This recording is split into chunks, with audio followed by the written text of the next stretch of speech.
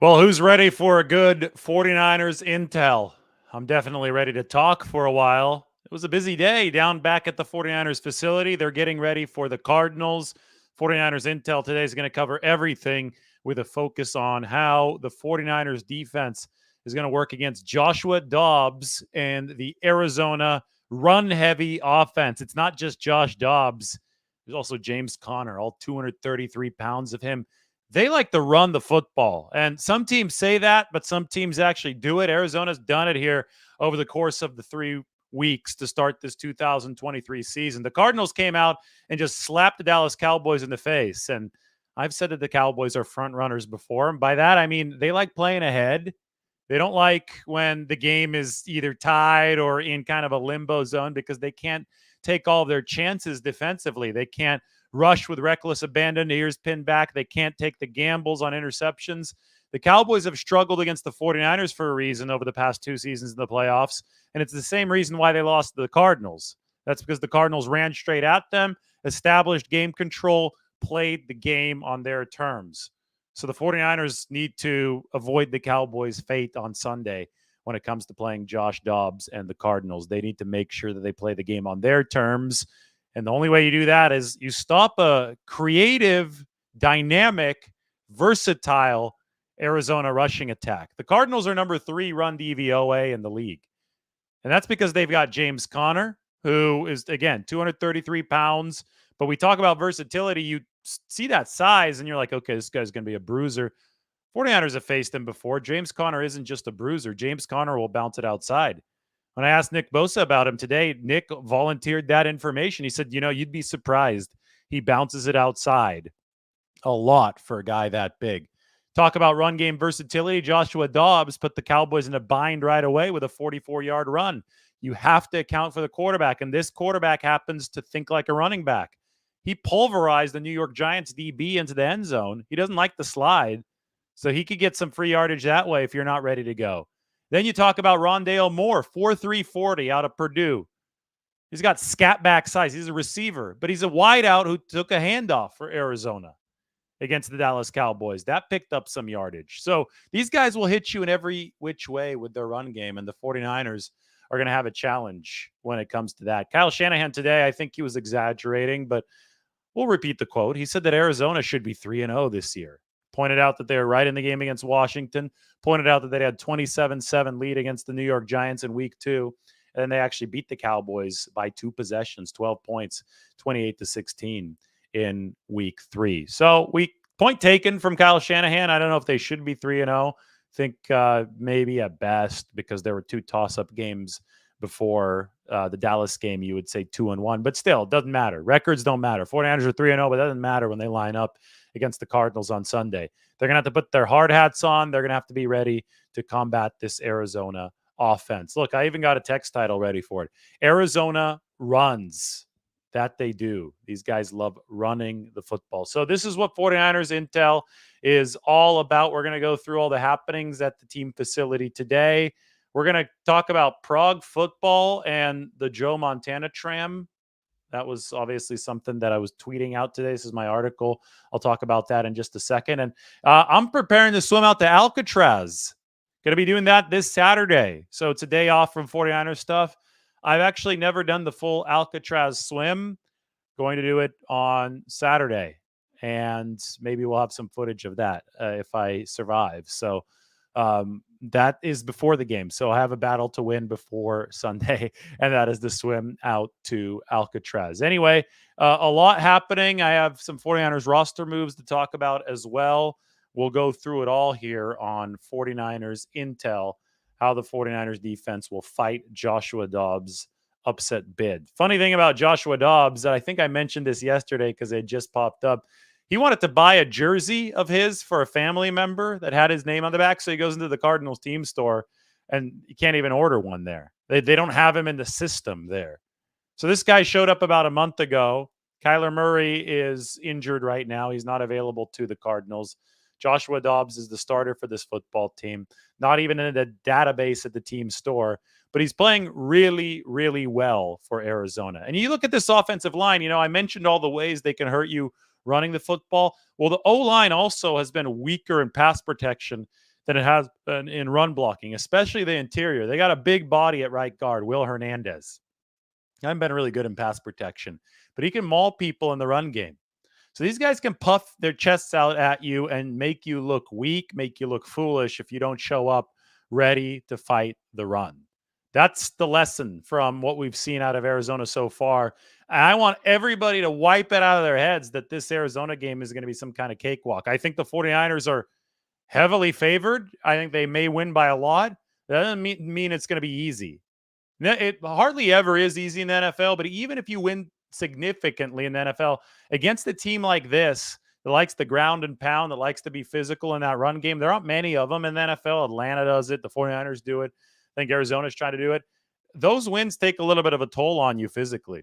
You have to put your hard hat on and be ready to challenge, to man up against this Arizona Cardinals team, or you'll end up like the Cowboys. And people don't want to end up like the Cowboys. The Cowboys have had a lot of flameouts recently, and they tend to have flameouts against tougher teams that can do exactly what the Cardinals did. Now, the good news is, speaking of the Cowboys, we get to see them the week after this. 49ers, Cowboys, the week after 49ers, Cardinals.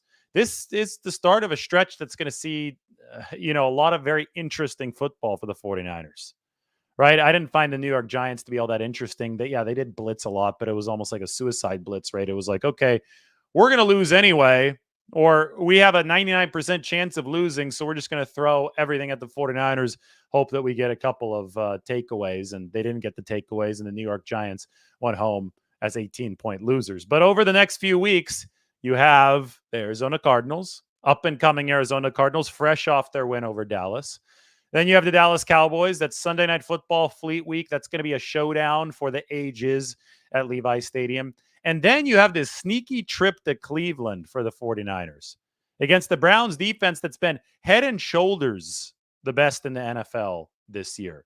So there you have it. It's going to be fun for the 49ers over the next 3 weeks. And if they slip up a little bit, it may not be so fun over the next 3 weeks. These next three opponents can test them in very, very different ways, each and every one of them, ending with that Cleveland game, which that defense is going to be able to strain the 49ers, I'm sure. Myles Garrett is playing really good football, but beginning with this game against the Cardinals. So where do we start?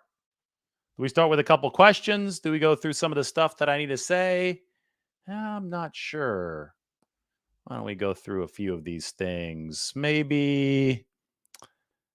Why don't we talk about this?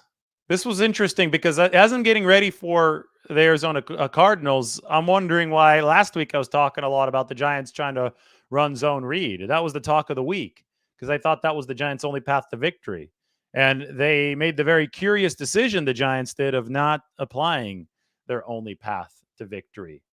They decided to not run zone read against the 49ers. So I asked around to the locker room today, and the answers ranged from, I don't know why the Giants didn't try it, to, well, I think that we had a good game plan in place, so the Giants sensed that we were ready for it, so they didn't try it. Nobody was really sure why New York didn't run the zone read, but the general vibe of their answer indicated that Arizona is actually going to run quarterback stuff this week with Joshua Dobbs. They're not going to just sit there like Daniel Jones and try to get rid of the football. So the 49ers are ready for a running quarterback this week.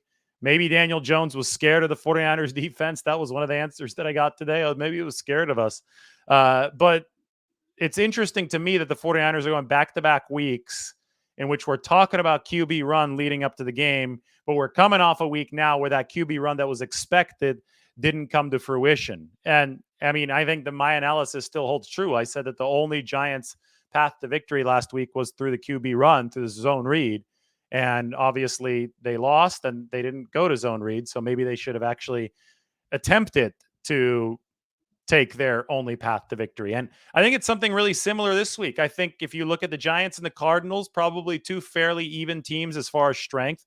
The Cardinals, I want to say somehow, some way, but we know how they've gotten to this point. They have the number 10 DVOA in football, and it's mainly because of the number 3 rushing offense DVOA that they have. That's defense adjusted value over average. That is an efficiency stat originally from Football Outsiders, but that website no longer exists. Aaron Schatz, the owner, He's posting his stuff elsewhere now. I think it's called FTN Fantasy. Anyway, just look up Aaron Schatz, DVOA. He invented the metric. It's a lot better than just yards per play or raw yardage. And Arizona's number 3 in the rushing attack, and that is what has spearheaded their number 10 overall DVOA ranking. And the way to stop the Cardinals is the same way that you had to stop the Giants. And it's just cut it off at the run game, and then you could rush the passer, and then it's not going to look as good for the Arizona Cardinals. So, but by extension, on the inverse of that, Arizona's ticket to victory is very similar to the New York Giants' potential ticket to victory, and that will be through a creative run game. Maybe not necessarily zone read per se, but creative running. And I talk about James Conner, big bruising back that can do adaptable stuff, can bounce outside. I talk about Joshua Dobbs' toughness. I talk about the fact that Rondale Moore has gotten carries. That can all set things up for a decently talented offense. I mean, Michael Wilson, the receiver out of Stanford, big 6'2" target. They got Hollywood Brown out there. He's a smaller target. Zach Ertz is still on the Cardinals. So there is opportunity here for Arizona to move the football if they can keep the 49ers off balance. But I also think there's opportunity for the 49ers to completely snuff out Arizona if they can stop the run and then rush against that interior line. Again, somebody like Will Hernandez, big, hulking blocker, can do a lot in the run game, but there are some liabilities there in the pass game. And the 49ers, well, we can go to this. This is where we should start, actually. The 49ers can turn to their defensive tackles. Now, the reason I'm bringing this up is I made a mistake reading this chart to you yesterday, so this might look familiar. Somebody pointed it out. I forgot who it was in the comment section, but I appreciate them for doing so. We'll revisit some of these advanced metrics. So the bottom, the x-axis, is expected average raw pass rush grade based on difficulty of assignment. The y-axis is the pass rush grade, actually, in actuality, just how a player did. I didn't realize that, and this is why the graph was confusing me a little bit. I knew what the vertical axis was, and obviously Javon Hargrave has the top dot for the 49ers as far as the y-axis goes. But the x-axis is inverted. So further to the right actually means easier assignment. Further to the left means harder assignment. So Javon Hargrave is up here despite having a harder assignment in general, which means more double and triple teams than Eric Armstead and Javon Kinlaw.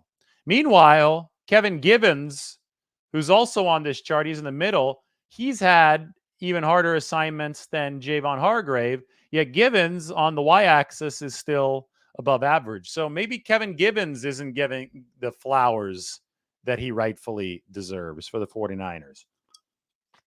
Because Kevin Givens, I mean, he doesn't have the pressure production that Hargrave, that Armstead, that Javon Kinlaw all have so far. But it seems like he's taken on some harder blocks, and he's above average right now. The bottom line is that the 49ers have 4 defensive tackles who they're really comfortable with. Javon Hargrave is a true game breaker. Eric Armstead has been a stud for a long time. Javon Kinlaw's had potential but hasn't been healthy. And now you're talking about Kevin Givens being the 4th man in that rotation. Let's look at some questions. 49ers Q&A. Then I'm going to get into some of the transactions. I'm trying to kind of diversify the order in which we go. And maybe I take a question or two right now, and then we move forward into some more discussion.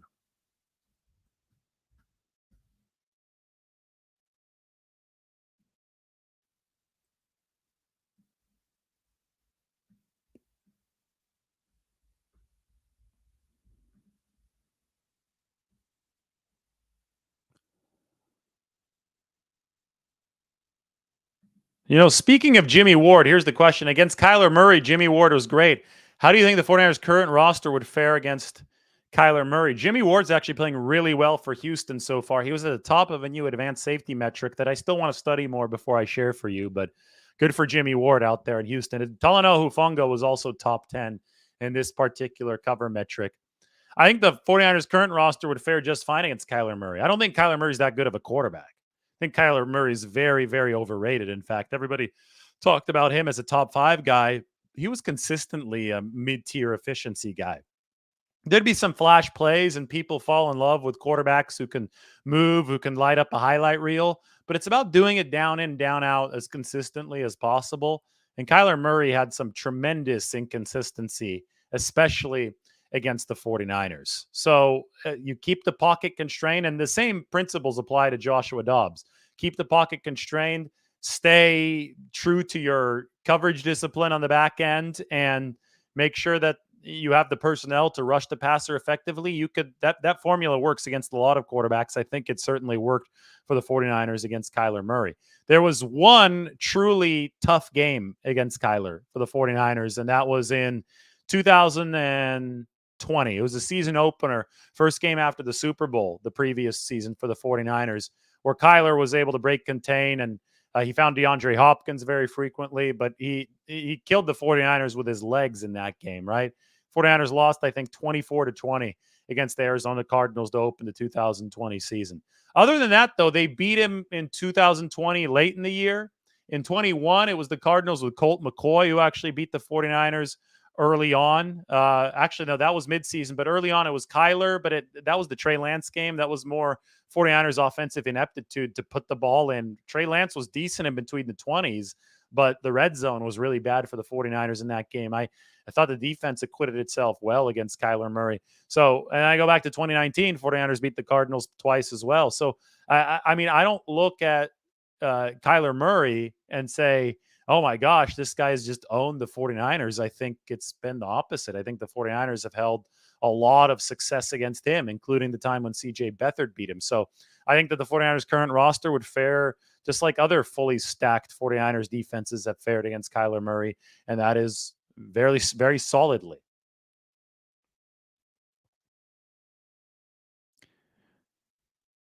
Dan wants to know if the 49ers are going to score 30 again. I'm going to predict them to score 30 again because if they scored 30 in 3 straight games, how can you not?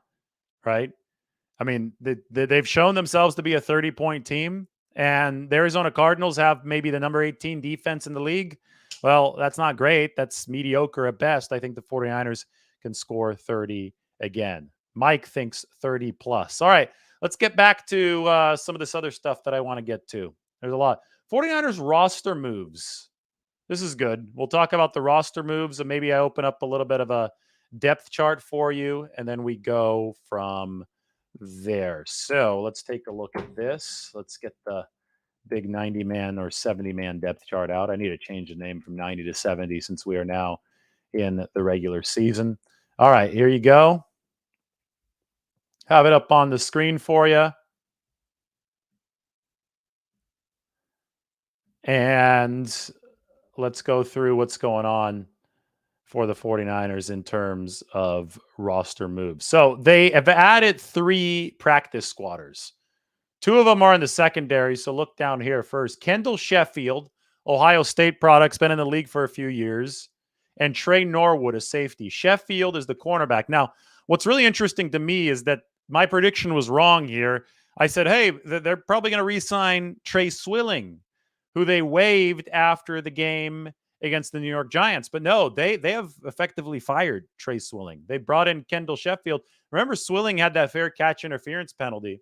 He also had a hold over the past 2 weeks on special teams. So the 49ers said, we do not tolerate these mistakes on special teams. We can't have you on the roster.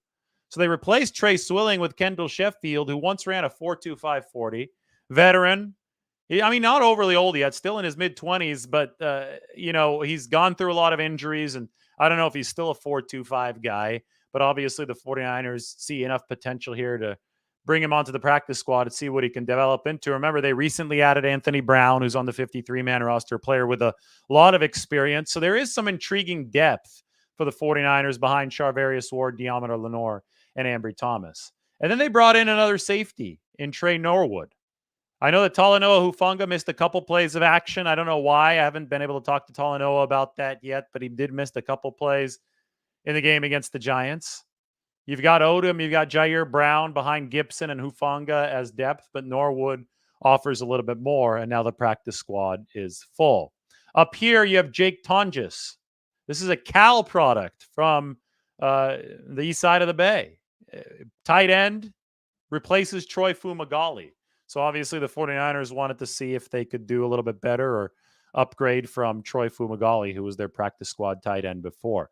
So now you have a fully routed out 16 player practice squad. It is full. We were wondering where that final spot would go. You have a fully rounded out 53-man roster. And guess what?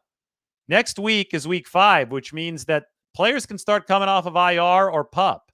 Darrell Luter Jr. will be eligible to come off of PUP after this game against the Cardinals. Danny Gray, the receiver, will be eligible to come off of IR after this game against the Cardinals. So will Robert Beal.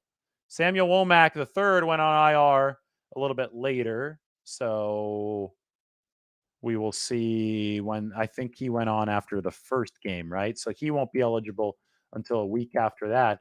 But there you have it. The 49ers, with 3 players on injured reserve, they're going to start to see possibilities of returns. So those are the 49ers roster moves.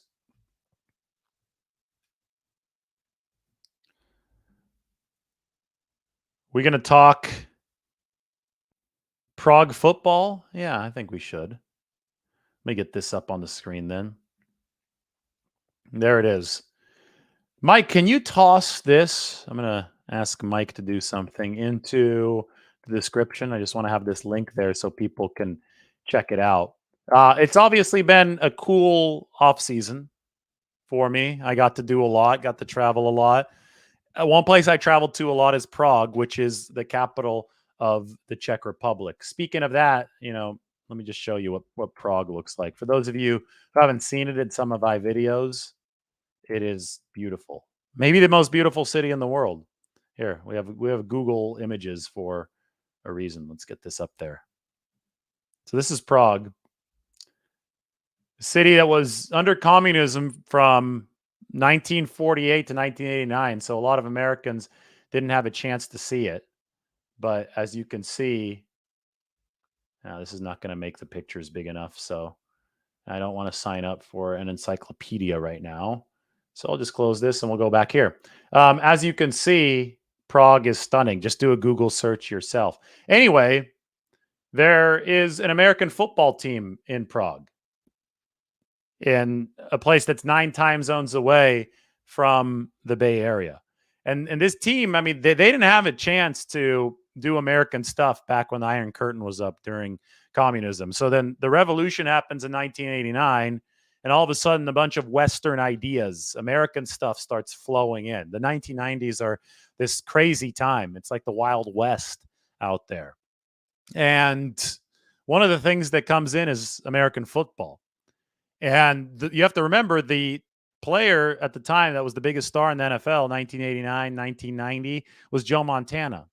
So this team, the Prague Black Panthers, they were founded around that time, and their quarterback, the first jersey that he wore was a number 16 in honor of Joe Montana, 6,000 miles away from the Bay Area. It's to the point where they joke that this is a tram in Prague.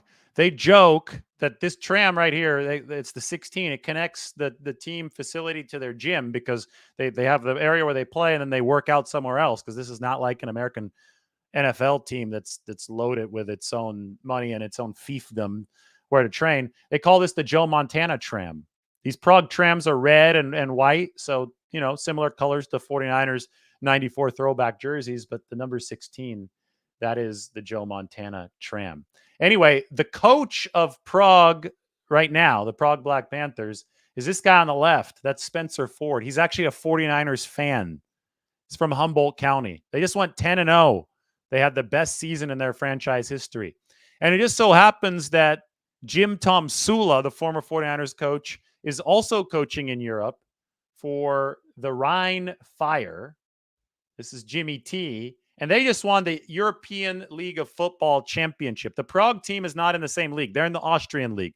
But this league, the European League of Football, has the Rhine Fire, and Jim Tom Sula just won the title. Have a listen to this.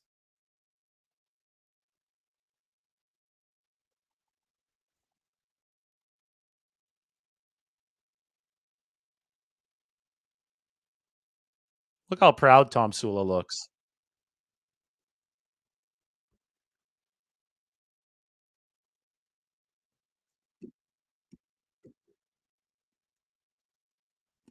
So anyway, we've got all these 49ers connections. And I guess you can't hear it, but that's because it's coming through Twitter. Maybe I could pull up the video of that later. All the guy says is like, "Oh, it's the Rhine Fire. They win the championship." Everybody was all excited. But um, you've got all these 49ers connections in a spot that you wouldn't expect to find them. So go and check out that link. I got to write this really cool article. And I mean, it's just the appreciation that these people have for the game. I mean, right here, this is from one of the defensive coaches who played for 20 something years. When football was first introduced to them in the early 1990s, you know, he said right here, "I'm so happy we're in this generation where I was like 15 years old. Everything opened up. We got to see it on TV and try it. It was totally fantastic. It was like living a dream.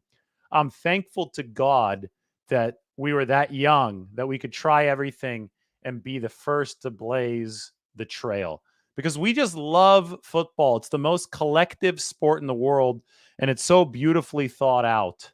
How the offensive line is doing something totally different than the skill position players, but at the same time, they're all doing their jobs for each other, and how everyone is giving 100%. It's absolutely perfect.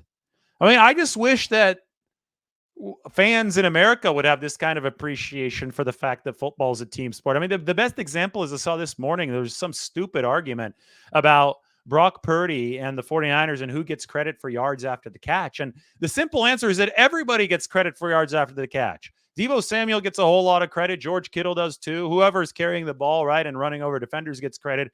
But it doesn't happen if the quarterback doesn't hit the receiver in stride to set up that yak. It doesn't happen if the play caller doesn't scheme a play that sets up yak, right? So you need all of the components to work. It's a team sport. Yet we have people arguing vociferously online, and it's just insufferable.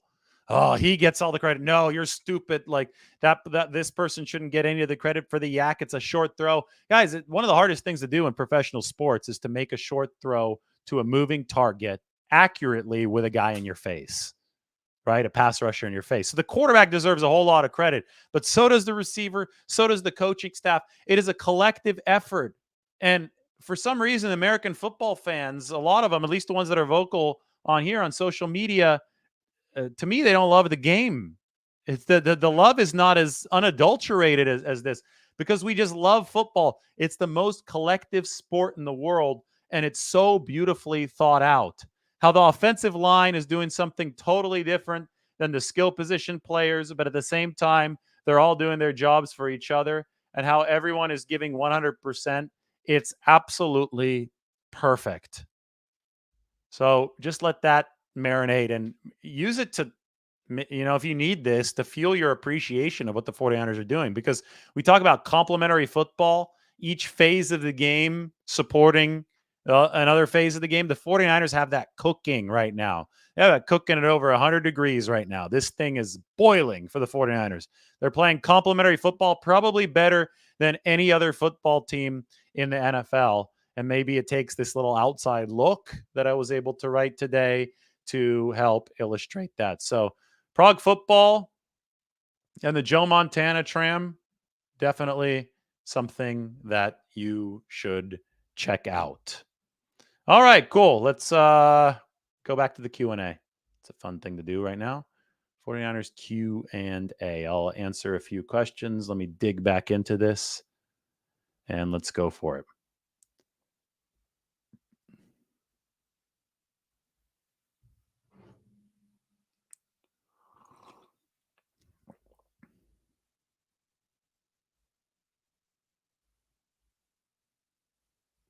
J49, yak only happens if the QB throws on the money accurately. Yes. Will Deebo play? Well, I mean, maybe we could talk a little about the injury report. I saw Deebo in the locker room today. It's a good sign that he wasn't sitting in rehab the whole time, which is what a lot of very injured players have to do in treatment, as they say. But he wasn't out on the practice field. And they've added a knee issue to the rib issue that he's dealing with. So if I had a guess, he won't play. This is just a guess. I'm speculating. It's not the worst thing for the 49ers to have to go a game without Brandon Ayuk, and then put Ayuk back in the lineup, and then have to go a game without Deebo Samuel. And then we have to mention that Jawan Jennings has also missed Monday and Wednesday's practice with a shin issue. But it's not the worst thing in the world to go games while missing some of these guys, because you probably do have to work on your communication and on your offensive cohesion and general ability to be productive without certain cogs in the lineup. Injuries are inevitable. If there's one thing that I think could potentially trip up the 49ers, even if they're winning every single game over the first couple months of the season, it's, oh no, all of a sudden there's a rash of injuries, or at least a couple of poorly placed injuries in December or January, and the team isn't ready. They're so used to firing with everybody available, they're not ready to fire efficiently when they have to replace one important piece of the puzzle. So if anything, right now, if Deebo is, not feeling great, if he could play, if it were a playoff game, say if this was a more important game, he could play, but you're not so sure right now. I don't think it hurts to sit him, because you can get your team practicing how to play without Deebo Samuel in case that becomes an issue a little bit later in the season. You want to be prepared for all different contingencies. And I think that last week, the 49ers were more than happy to tell Brandon Ayuk, hey, it's okay. Take the week off. We know that you'll be back soon. We can work on a game plan without you. That's going to make us more resilient moving into the future.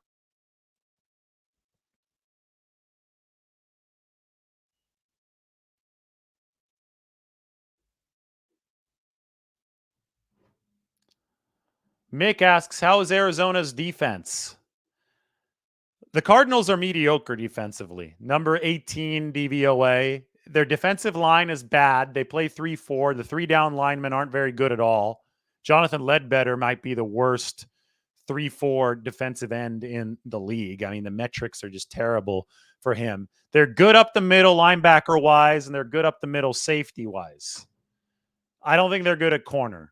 So they've been solid in the red zone. The red zone defense against Dallas was really nice. Kaiser White had the interception to seal it against Dak Prescott. Again, linebackers and safeties are good. Normally, those kind of strengths can really be accentuated in the red zone, because you have, as a defense, the benefit of closed quarters. But I think the 49ers can win on the outside. I think they could leverage those wins on the outside to wins on the inside, because the Cardinals will have to send some help to the outside. And I think they could run against Arizona. I don't think Arizona has had a great run defense at all. Again, mediocre defense at best for Arizona. Brandon Ayuk did practice today. That is not correct. He practiced in a non-contact jersey, a blue non-contact jersey, but he was moving around just fine. So technically a limited participant, but he was moving around great. And I know it's a shoulder. He even threw the football a couple of times just for fun at practice. So that's the latest on Brandon Ayuk.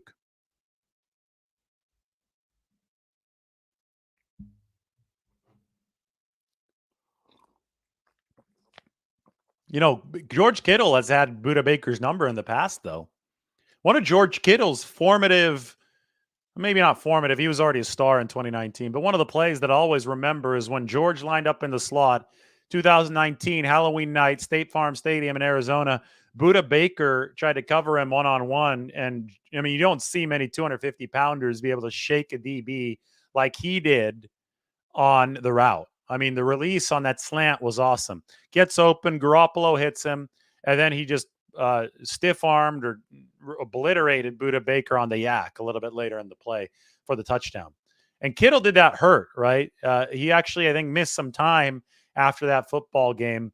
He still has had some adrenaline going. I think he got hurt early in that game, like on the very first possession. Still managed to score the touchdown against Buda Baker, then exited the game, and then I think he missed some time for the 49ers after that. But the fact that he did that hurt against Buda Baker, I thought was really, really special.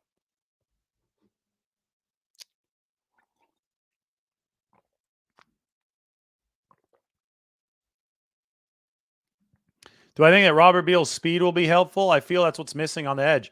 Well, I don't think there's much missing from the 49ers pass rush right now. I mean, it's been overpowering. It's caused teams to change how they play against the 49ers. And The Arizona Cardinals definitely, when we talk about their offensive plan, are probably going to have a similar one if they can't run the ball, get rid of the ball quickly, right? So the 49ers pass rush has been fine. Do I think that Robert Beal's speed might add something to it? Absolutely. Because I don't think that we've seen edge speed from the 49ers that has matched what they had at their 2019 edge rushing peak with D Ford and Nick Bosa on opposing ends of the formation. So Robert Beal, I'm not saying he's D Ford, but he's got the metrics of explosiveness off the line of scrimmage that I think can fit a wide 9-4-3 front perfectly. He might be back in week 5. They're just trying to make sure that hamstring is right. So I'll talk to Robert Beal in the 49ers facility, hopefully tomorrow, maybe on Friday. Talk to him about how the rehab is going and move from there. Yeah, last I saw, Kittle was 251, 252. He might have cut a little bit of weight just for health reasons. You don't want to cut too much. I don't think he's under 245 because his main, I don't want to say his main task, but one of his calling cards is his ability to move defenders, to block people. If you get too light, it gets hard to do that. So the glory of George Kittle was that he had been listed at 250, but could still run like the wind, could still run like an outside wide receiver. And that's what makes him an all-pro. That's what makes him a special player. The 49ers have a pretty stout rushing defense, but we haven't had a chance to really see it on full display yet because the Giants really shied away from the running game. 29 yards, 11 carries. Now, the 49ers don't have great rushing metrics, DVOA. I think they're down near the bottom right now, but the sample is tiny and only 3 games, right? But teams in general just haven't tried to run all too much against the 49ers. So the one team that did run a little bit more was the Rams in the first half of week 2, and they ran with some success against the 49ers. Then the 49ers changed up their alignments and they blitzed against the run a little bit more. They forced the Rams out of those running situations. So they made adjustments, right? It will be interesting to see if a team like the Cardinals, which is so committed to rushing the football, is able to similarly expose the 49ers. My prediction is they're going to have a tougher time running against the 49ers because the Rams have already seen some success and the adjustments have been made. And if that's the case, it will probably be a long afternoon for Arizona. But if the Cardinals are able to run, they can make this a football game. And they can also, those are some cracks in the Death Star. Remember, this 49ers defense was number 1 in the NFL last season, and they only added Javon Hargrave. So in theory, number 1, the gap between 1 and 2 should grow this year. If you're able to show a weakness in the 49ers, people are going to talk about it. I think people talked about the Rams' ability to run, but so far, the New York Giants didn't replicate it in week 3. Now we're going to see if the Arizona Cardinals can for more of a full game than the Rams did against the 49ers.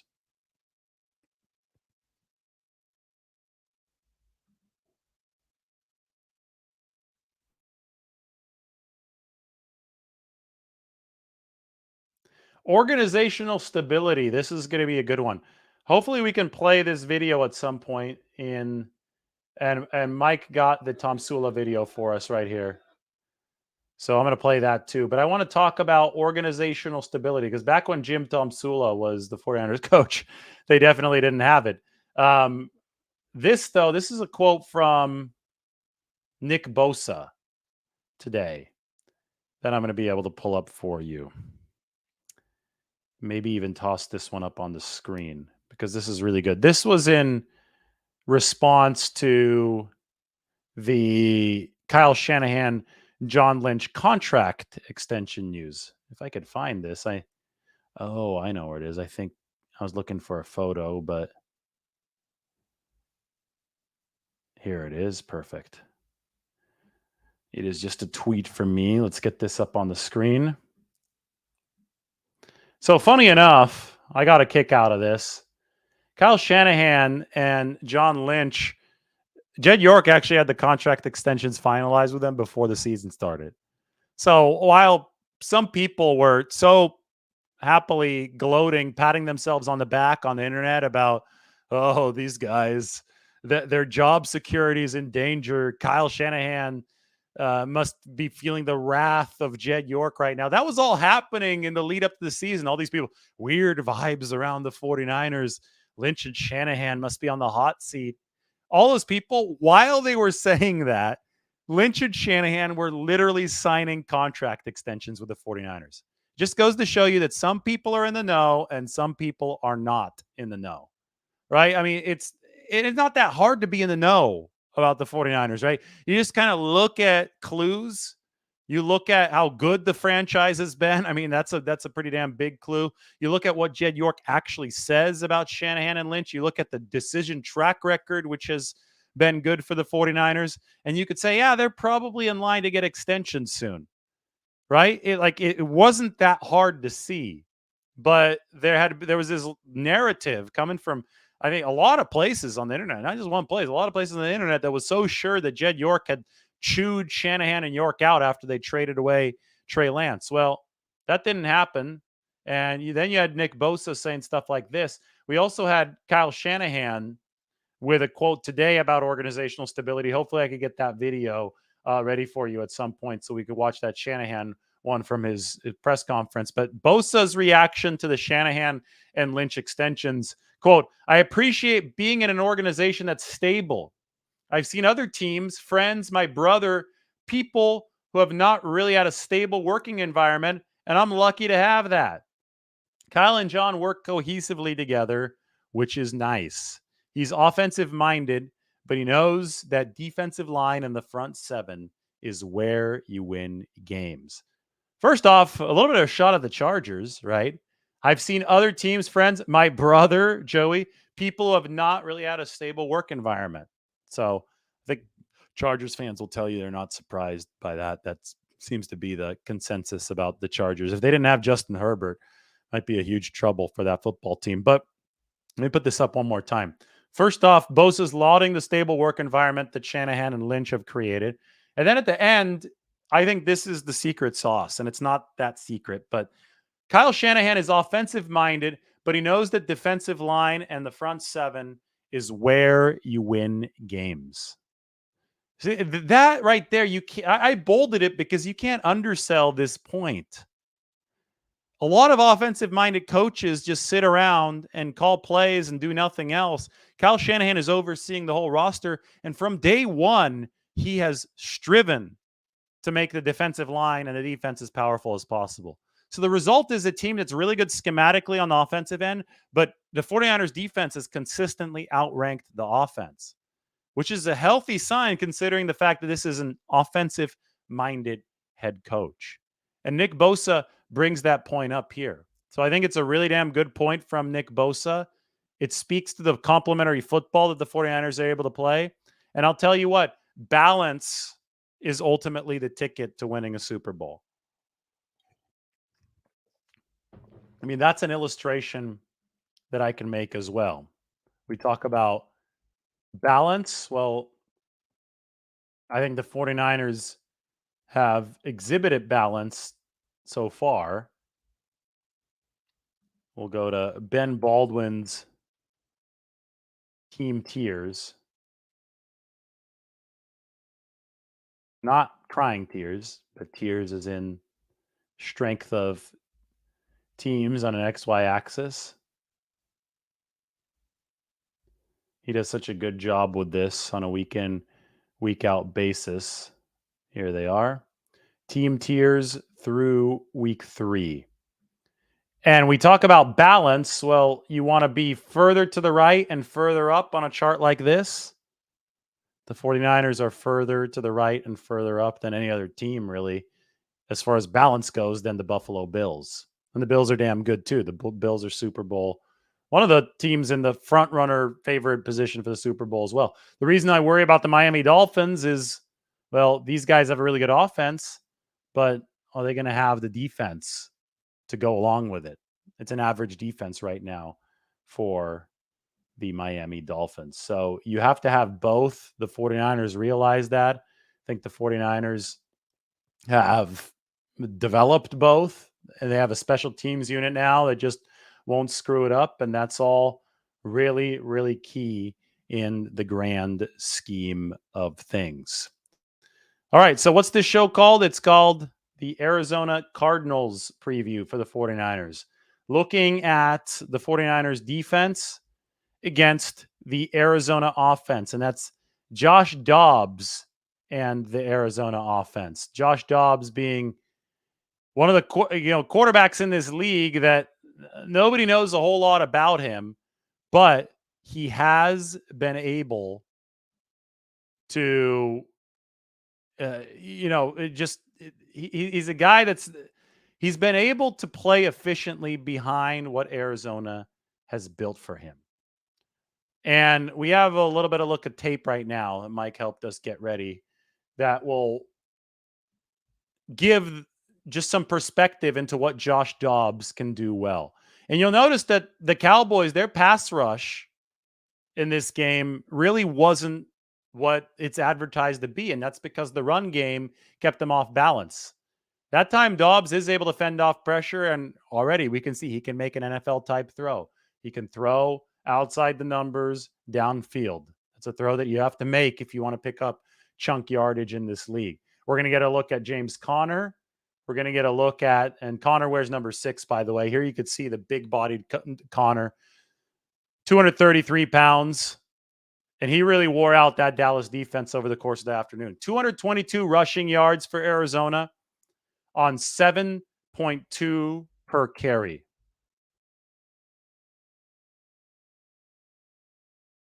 Dobbs tried to go downfield. Took a few shots in this game, but I think the most effective that Dobbs was when he was running in this football game. I mean, that the 44-yard run early on was something that really put the Cowboys behind the 8 ball to begin the football game. Look at this. James Conner. So Nick Bosa said this today. I mean, 233 pounds, but he's got some pep in his step, has some explosiveness, and he's not afraid to bounce outside. He can slash, right? And, it's 6'1", 233. Nobody wants to stand in front of that. That's a freight train moving downfield. So the 49ers need a win before James Conner picks up a head of steam. Dobbs again. Going to tuck this one and run. He can move, and he doesn't slide. This is a guy that wants to play it like he's a running back. He can get extra yardage. The 49ers have to be ready for it. The New York Giants were embarrassed by Joshua Dobbs when he barreled into the end zone. This is good quarterbacking here. Double fake, trying to use it. Look how they eliminated Micah Parsons from any sort of pass rushing attempt. Now, you got to give Micah credit for running down Dobbs and making this play downfield, but there was some elimination here. Watch Micah, 11. He's coming off of the left edge. Runs into an interior lineman. Joshua Dobbs notices that there's some trouble. Everybody's covered. You get a little bit of a head start here, so take off. And that's Micah's not slow. It's enough speed for a nice solid gain. But again, he's tough enough, and you can argue that it's not smart, but he doesn't like the slide. Pay attention to that, because it could be a difference in some key spots in this football game. That time, Dallas was able to stuff James Conner. They had some runs that were stuffs in this game, that's for sure. Dallas's run defense just wasn't consistent enough. The 49ers are going to have to play a much more consistent game than the Cowboys did with their run fits up front. Nick Bosa had the really interesting quote today, the thought that he said that it looked like Dallas was not playing as hard as Arizona. Quick throw. Who is it again? James Conner. The guy's a talented player. He really is. This is a simple split out of the backfield. Dre Greenlaw's got an ankle injury right now. This is the kind of stuff that the linebacker is going to have to be all over.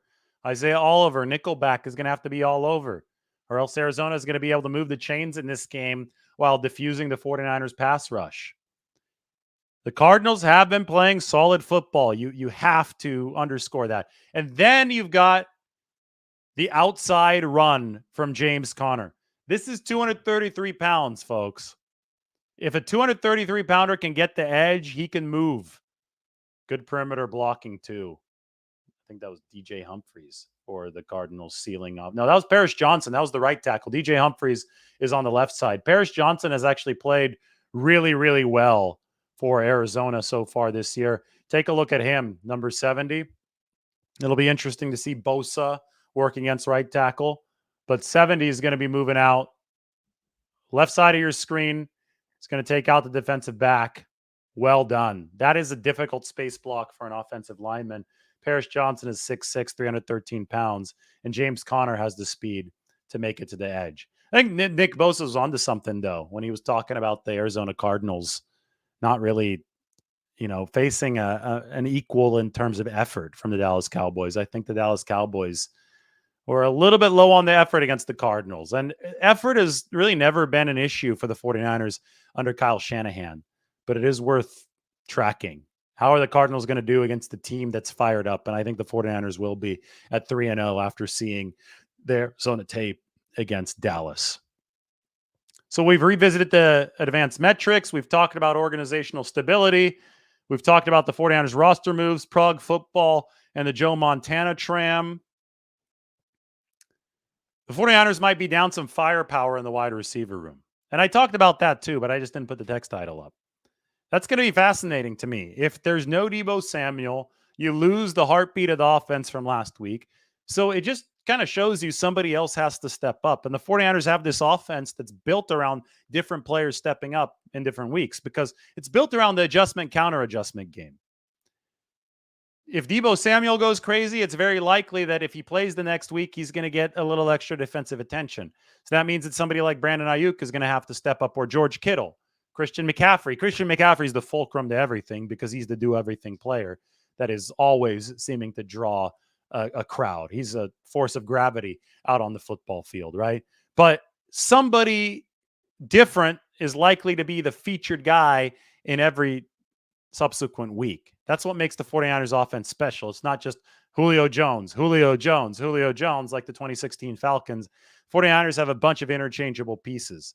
So if they're down some wide receiver talent, namely Deebo Samuel, they're going to have to show how interchangeable they are against the Arizona Cardinals. I also talked about the Alcatraz swim. So I'm swimming out to Alcatraz on Saturday. It's going to be cool. We got a boat to escort us. Obviously, you need that so you don't get run over by a ship. The boat won't help with the potential of a shark attack, unfortunately, but what can you do? Life is full of risks, so you got to roll the dice there. We'll definitely be celebrating after we're back from Alcatraz with a drink, so you could find us in the city. And then I'm going to be getting ready for 49ers Cardinals on Sunday. So maybe some cool footage from this weekend, but appreciate all the support. I'm sure there's not a lot of it in the comment section. I'm sure it's a bunch of people saying you're going to get eaten by a shark because that's what it always is.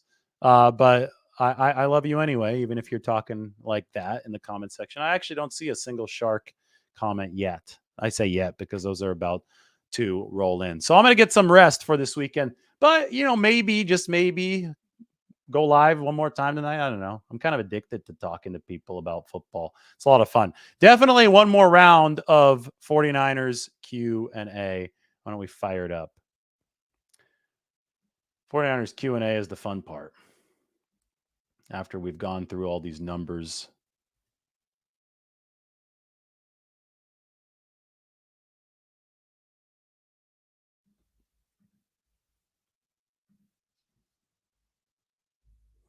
That's what I like to see. David Lombardi. Greater than any shark. Thank you. Not sure if I'm faster than any shark. We'll try to get some YouTubes in from the Bay on our swim to Alcatraz. That will be cool. Here's another gem from Gopher Broke. Might as well start paying this guy. He's got good stuff. In the 7 years that Lynch and Shanahan have been with the 49ers, much has been made about their draft failures. Of the 58 draft picks in that stretch, 35 of those players are still with the team. That's impressive. I'd have to calculate that rate, but it's well over 50%. Now, Gopher Broke says this is only post 1 of 3. He may have some more. Oh, yes, he does.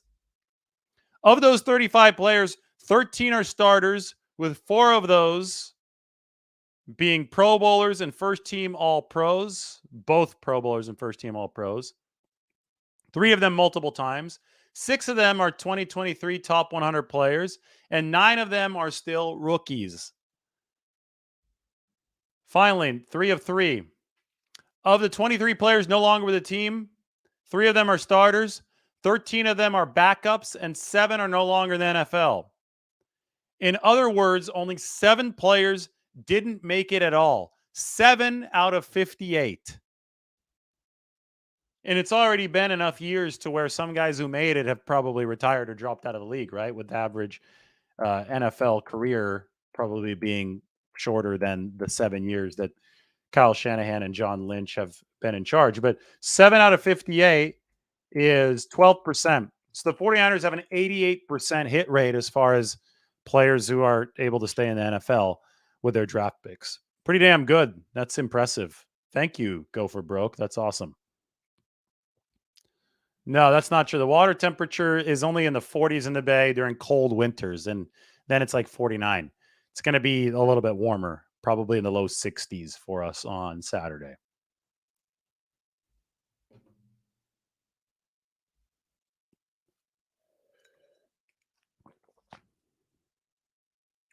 By the way, Go for Broke. I'll forgot what your if you could leave your Twitter handle, I could credit you if I tweet that. But that information is definitely going to be getting out there.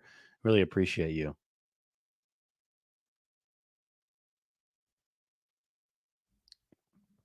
Giants turned their game versus the Cardinals around by blitzing in the second half. And they tried to improve their fortunes against the 49ers by blitzing as well. Will the Niners bring the blitz too? I mean, the 49ers have brought the blitz every week. And I thought, one cool thing about practice today, this is 49ers intel. So we can talk more 49ers intel. Fred Warner was taking blitzing, pass rushing lessons from Nick Bosa, of all people. Check this out.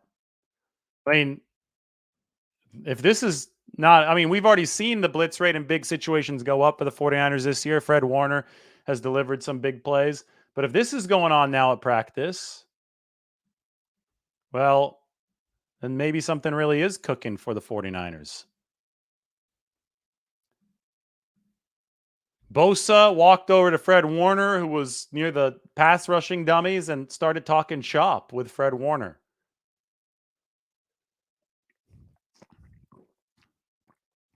Isn't that cool? 2 of the best in the game at their respective positions. This just shows you what the 49ers are working with. Bosa, Defensive Player of the Year.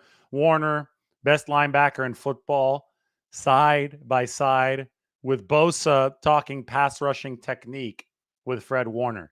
And Warner's doing more and more pass rushing under Steve Wilks, the 49ers' new defensive coordinator. So I thought that was an awesome moment at practice today. And then Bosa started doing his pass rushing moves, and Fred Warner lined up and started doing his. This is how great teams become even better. And that's through the sharing of information, the unselfish sharing of information. So you can check that out. Cool stuff today at 49ers practice. So this is Go for Broke on Twitter if everybody wants to follow him. Actually, wait. Is it Go for Broke 61?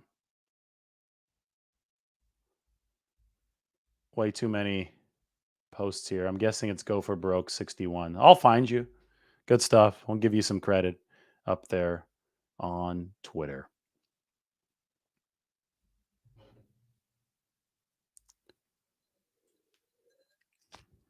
Here's how I know it's been a good show.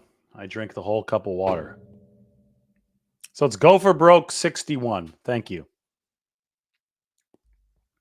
I think the 49ers will be the last undefeated team standing. Why say anything different? I think there's only 3 undefeateds left. I haven't seen Baldy talk about Fred Warner's rush yet. I'm going to go check that out. I mean, it was a great, great blitz from Fred Warner. It's been getting better and better.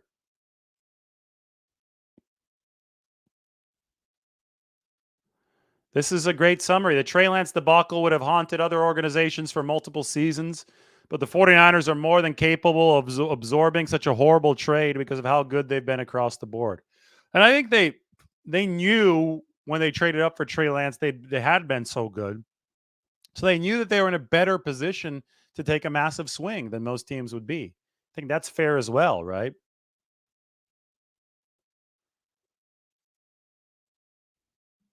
No, it is not sparkling water. I hate sparkling water. I had a drink some the other day. I was in Nashville and my wife loves sparkling water, and that was all that was in the fridge.